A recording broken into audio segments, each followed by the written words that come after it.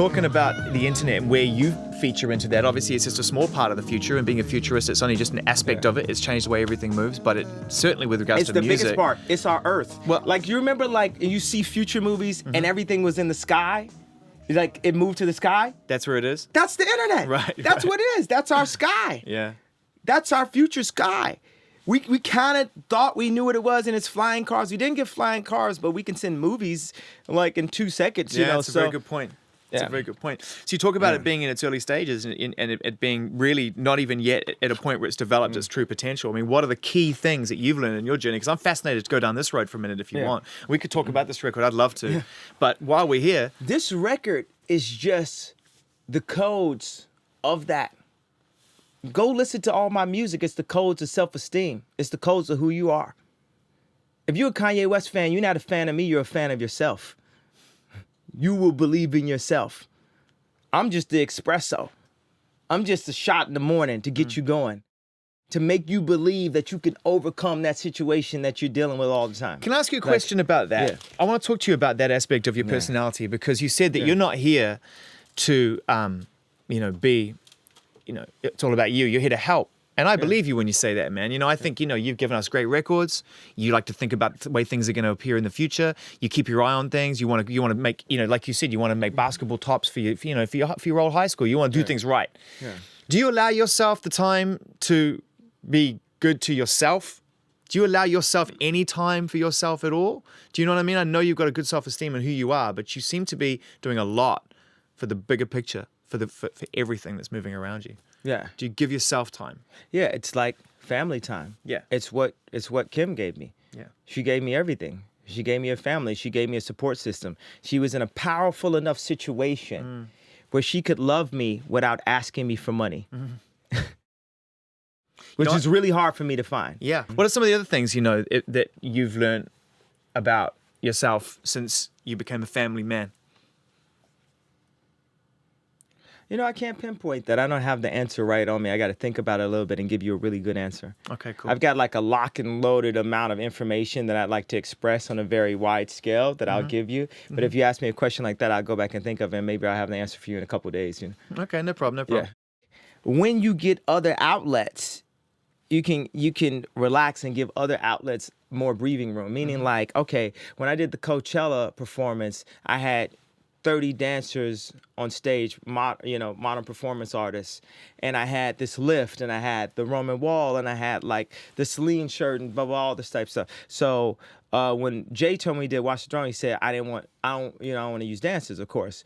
And I said, that's fine, because I was doing a fashion show in Paris. So I still had 30 girls on the stage, but so I still had these elements of the emotion. You must have recognized that wasn't the Throne thing either. I mean, that wasn't necessarily what Throne was about, that type of performance necessarily. What I'm saying is, it's about whatever I want to make it about. This is my world. But you're with Jay on this, though. It is a collaborative project. It's not just your vision on Throne. Yeah. So then I would have to separate my world, but still get some of my world out through the fact that I had a fashion show. You see what I'm saying? So it's like right now, people could say, oh, he's frustrated. He's that. No. All I need is the breakthrough, the joint venture for my clothing. Same as Stella McCartney has, same as I can name so many people that have joint ventures, a backing to be able to express themselves that way. Okay, bam, I need that outlet. And then you'll get things closer to Watch the Throne. You'll get things closer to Bound. Because obviously more people are apt to like Blood on the Leaves and Bound and Watch the Throne. It's just more of an overall like happier vibe, right? But Jay is more realized than me. Meaning more of his dreams and hopes and aspirations, blah, blah, blah, has come true. And hopefully, God willing, by the time I'm his age, that thing will happen for me also. And I'll be in that place of a more zenned out place. Even it's like I couldn't have done this album without Rick Rubin. I had to have a Zen master come in and say, okay, this is just what we're going to do. You don't realize I am so frustrated. Like, I am so frustrated. Like, I've got so much I want to give. I've got ideas on color palettes. I've got ideas on silhouettes. And I've got a million people telling me why I can't do it. that I'm not a real designer. I'm not this. I'm not a real rapper either. I'm not a real musician either. Like, I don't know how to play the piano. Like, I'm an artist. I went to art college. And was looked at like I'm soft because I like wore like Italian clothes. You know what I'm saying? When I'm rapping in front of camera and my pants is tight. Trying to spit a verse for Cam. So that's the same when I'm sitting there, like sitting there at a fashion show. Like, I'm there because I appreciate Phoebe Philo. I appreciate Raph Simmons. I appreciate Ricardo Tisci. And I look at them as my peers, as creative people who dedicate their entire life to making something better for the world. Let me explain what anybody that knows an artist, and you know someone that's giving that, if you know an artist, there's only one thing you can say, give, or ask them when you see them. There are 2 words. Thank you. There's no, why didn't you do this? Yo, I want that. What's up? No, we dedicate our entire life to making our current time and civilization better, to adding something to the culture. And there is only 2 words that you can say. Thank you. Give us an insight into the fashion world, though, and what you've been going through there with that whole experience. The biggest challenge you've ever had, clearly, to get your vision across. Yeah. Yeah. Oh, that'd be helping me.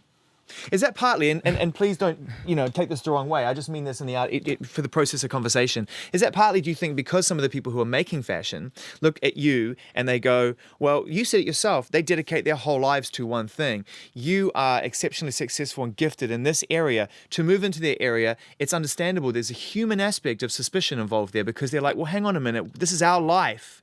So what is it you're trying to achieve here? Do you think there's a part of that that's going on, do you think? I've dedicated the past 10 years of my life to this. I've spent 80% of my time working on this and 20% of my time working on music. Why do you think the song Niggas in Paris is called Niggas in Paris? Because niggas was in Paris. Because I had an office in a small courtyard across the street from Colette where I couldn't even find a good pattern cutter. That's why we were in Paris. I put in the 10,000 hours. I've got a very particular, specific take on men's footwear. No one can say I cannot design or understand how to design a guy's sneaker. When I was in 4th grade, I was drawing Jordans. When my mama couldn't afford them, I was drawing those Jordans. Getting kicked out of class for drawing them. And when I got that opportunity to work with Nike, I went into that emotional space and place of my life and said, what was it about that? What were the cues that I can add when I make the Yeezys? I don't ever do interviews. And I wasn't the one rapper that had the opportunity to do a shoe with Nike for no reason.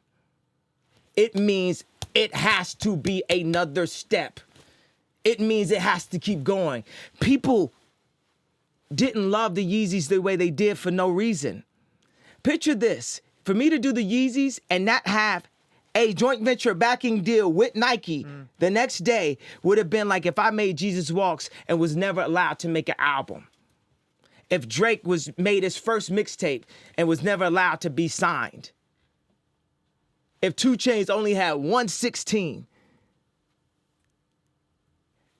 And then people say, why are you mad? Do you know how many 16s 2 Chainz had in him? He did 100 features in 1 year. 100. Yeah. 100 okay, so features. Let's get to the solution then, Kanye. Let's work out how are you going to kick that door in as well? How are you going to get into that world your way, on your terms? I'm not trying to get into that world. I'm trying to make a higher level of product for the real world. Because people say life isn't fair. And unless you Kanye West or you're this pretty girl that dates this soccer player or your parents had money, you don't get to wear Versace all the time. And you hear it. We love Versace. Versace, Versace, Versace, Versace, Versace. We love Versace. Versace is the greatest designer of all time. We love Versace.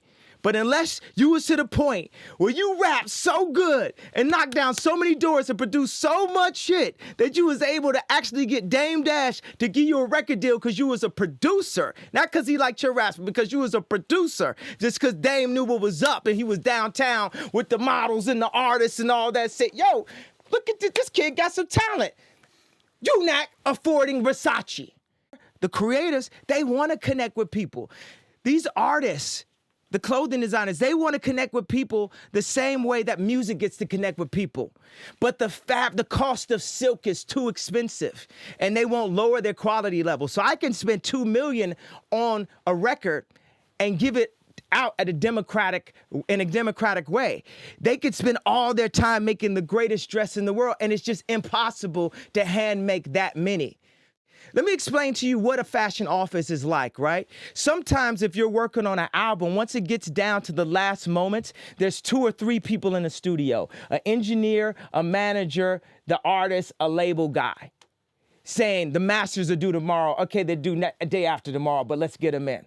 It narrows down to that. At a fashion office, you've had people who have dedicated their entire life to this, that are working, 12 people, 15, 20 people, interns coming in, working to 4 a.m. that night, slaving to be able to put that thing on the runway, pinning things right before they go out. All 20 collections every day for Fashion Month. That is the level of dedication, heart, and soul that goes into that. But what happens is, for real people, the democratic public, the people who have a normal amount of money that work every day, that like nice things, we'll just make these same cuts, blah, blah, blah, and provide this at a democratic cost. The only thing about it that's different than Nike and Apple is there's never a time when someone can walk in with some non-Nikes and you feel less in yourself. Right. You still feel like the greatest version of you when you have those Nikes on, right? But you can have on a Zara pant, right? And a girl walks in with the Celine version and you feel like shit. Right. That is the problem. That is the problem. I mean, obviously not my problem because I look like I dress the same way I did when I was like 12. But I'm talking about us, the new slaves, the people who love fashion. I'm talking about us, because I'm a slave to it. I love it. Dude, I can tell. I love it. Yeah. I love it since age 5. My mama brought me to a discount first spot, and when she asked me what I like, everything I like was too expensive for us. That's 5 years old. I went to my grandfather's funeral like 3 weeks back, and my cousin that works for me stood up. And he told this story about, how his mother was a tailor. So he won best dress. I won best dress in high school too. A bunch of people in the lineage of my family won best dress. But his mother was a tailor, right? His mother was a tailor, an African-American tailor. My grandfather was a hustler. He used to take old vintage furniture and reupholster it. Then he had a store, and he sold all of these different items that he thought would be good for people. Do you know how many times I sat with people and said, hey, I want to make a store? And they said, how could you make a store? Blah, blah, blah. It's in my code. It's in my code. Have y'all ever seen Wreck-It Ralph? Yeah. You remember how that girl in there, the people that was racing, she was the glitch. Yeah. You telling me they don't look at me like the motherfucking glitch? You telling me people don't look at Kanye West like the glitch right now? And she was on the side of the video game the whole time. It's in my code. It's in my code. I mean, I watch what happens when you get on the mic or you get on stage and you say what you want to say. And I want to refer this back to your comment about the glitch, right? And I watch people, I see what some people say in comments and whatever after these things get posted, and I go, all right, yeah, I mean, those are the people that think you're the glitch. Yeah, they broke Penelope's car. Penelope Von Sweets, they broke her car. Yeah, but there's also a lot of people in the audience that love what you have to say, love hearing what you have to say, Yeah. Appreciate what you have to say. Yeah. Do you focus on them as well? Yeah, 100%. But I'm doing it for everyone. I'm doing it for the people who don't appreciate it, because they'll appreciate it later. And of course, I'm doing it for the people who appreciate it. If no one appreciate it, I know it's a couple people up there that appreciate it. For sure. I appreciate it. And thank you very much. And then people will say, your voice is so strong. Why are you so focused on just clothing? Or why were you focused on just that award show? Or why were you focused on that?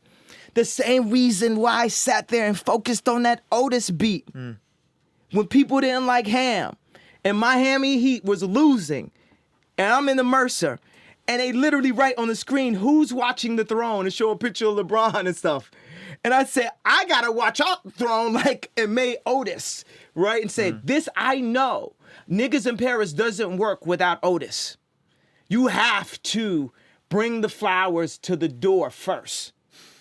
And we delivered Otis. And then we did this. So wait a second. That's just a step towards this. Because people could say, what do you mean you want to help the world and you're so concerned about fashion? It's illegal to be naked. It's not illegal to not listen to music. That is a very high opinion to have. That is something that is extremely important. Shoes. You put on shoes every day. You walking down the street with no shoes, somebody might think it's something wrong with you. Sure. If you walking down the street without a headphone, it's like, oh, what's up? How you doing today? No headphones today? Cool. No music today. What is it? No shoes? Look, man, what's going on? Yeah. You having problems with the family? Is he okay? Why are you? Socks at least? Yeah. Sandals? Something? Yeah. Flip-flops only very rarely. Flip-flops. Very rarely. Sandals with socks. I mean, keep it gangster. I'm from New Zealand and flip-flops are far more standard. Yeah, exactly. But not for black dudes, though. No flip-flops for black dudes. I don't care where you at. No flip-flops for black dudes. Wear some hot-ass Jordans on the beach.